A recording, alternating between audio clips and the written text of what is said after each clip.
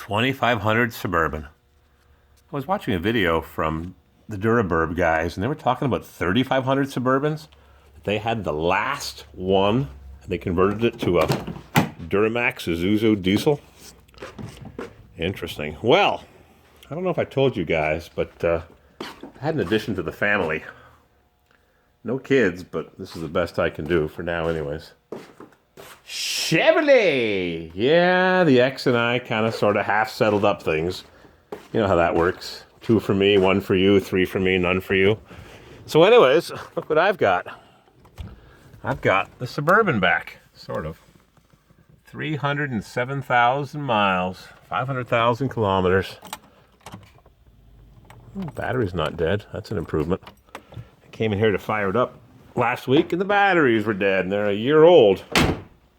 The reason I'm making this video is not just to show you that I got the green serpentine belt TurboWeasel Suburban back. It's because I was on the Square Body forum, GM Square Body, 1973 to 87, or 73 to 91 if you're talking about the K5 Blazer. And a guy was asking a question about the steering box in his truck. He put a Napa one in and it lasted a few months. So I said I put a Lars one in, L-A-R-E-S, and it was junk. So on my advice, the former Mrs. CW put in a red head. I called it a red top. Red head or red top? Now I forget. They're from Oregon. I think it's a red head. Anyhow, so some guy was asking, oh man, look at the corrosion. I cleaned all this stuff up. Man, come on. Everything is deadly. How's my fan? The pulley had cracked a couple years ago. Yep. It was a double reinforced pulley and it cracked. So the fellow was asking what steering box to put in. Napa. I said, well, don't put a Lars one in, L-A-R-E-S, because they're junk. They boast how they rebuild steering boxes for every vehicle known to man. And they've got Borgensen does retrofits. I've got one in my 62 Impala 409. It's got a modern GM. Whoops, I'm zooming in and I don't want to do that. Oh, come on. What did I just do? Oh, where's the zoom out control? There we go. I got to get a new phone. This Samsung S6 is junk. The battery lasts an hour. So this fellow was asking what steering box to put in. Yeah, blah, blah, blah. Lots of stories. TurboWeasel. So I was wondering how tight this steering box was. What's with all that play? That's a lot of play. That's just looseness. She had a new idler arm put in, and I'm not reaching down into that fluid film mess to see where the play is in the steering box. What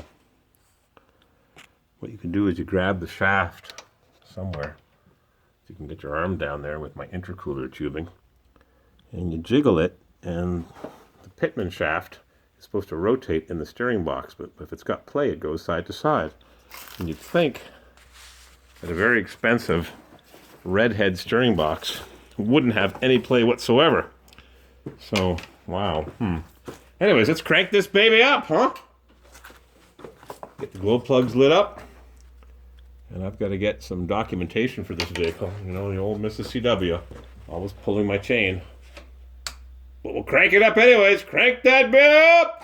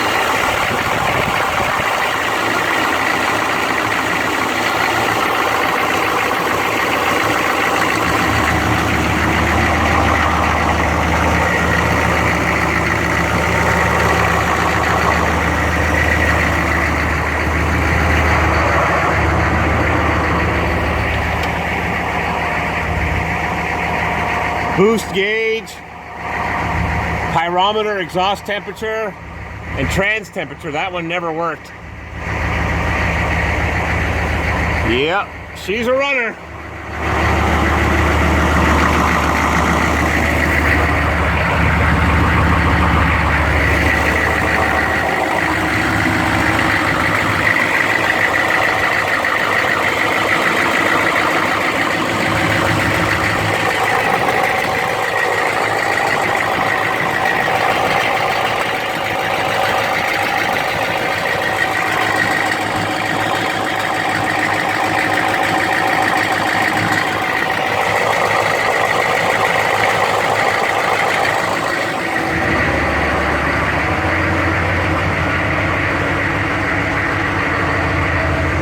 What else we got here? We got my 389 65 Grand Prix. We got my buddy's 78 Cadillac Eldorado Biarritz Special Edition with an electric sliding sunroof.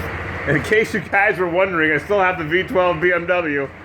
And it's parked because the last time Ms. Hip Chick, the former Miss Hip Chick, she's now Miss X Hip Chick, last time she was driving it a couple years ago, the starter went bad. So I've got what was a beautiful used starter from eBay for $35 delivered. And I said, well, I'll bring it to my friend's shop to have it looked at because you never know. The thing looked beautiful. He opened it up, full of water damage that you couldn't detect from the outside.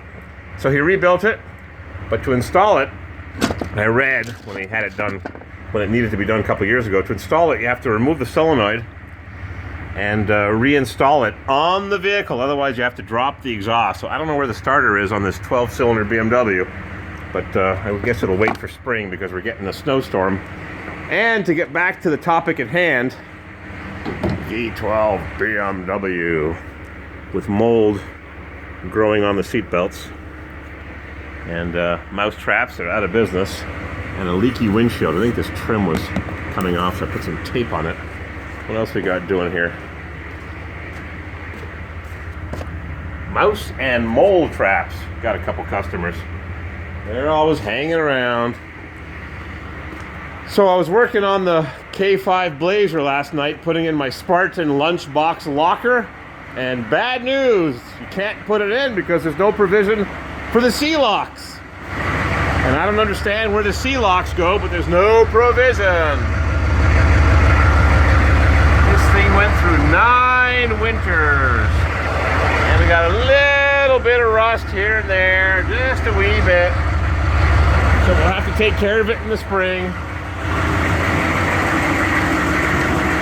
I think that's good enough. We'll have to take care of the fuel pump. It runs with oil pressure. And as soon as the oil pressure drops, it'll turn off. Click. So I don't know why there's no provision for the C-locks in my K5 Blazer, but that's bad news. You can't drive it, otherwise the axles will slide out post-haste. So I'm going to close this up. I'm glad we got this running. Oh yeah, I wanted to check for oh, you can't check for the play, that's right.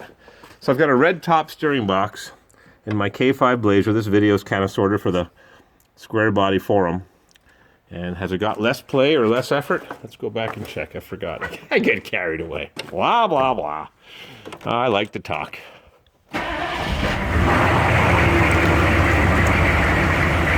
How much effort do we have?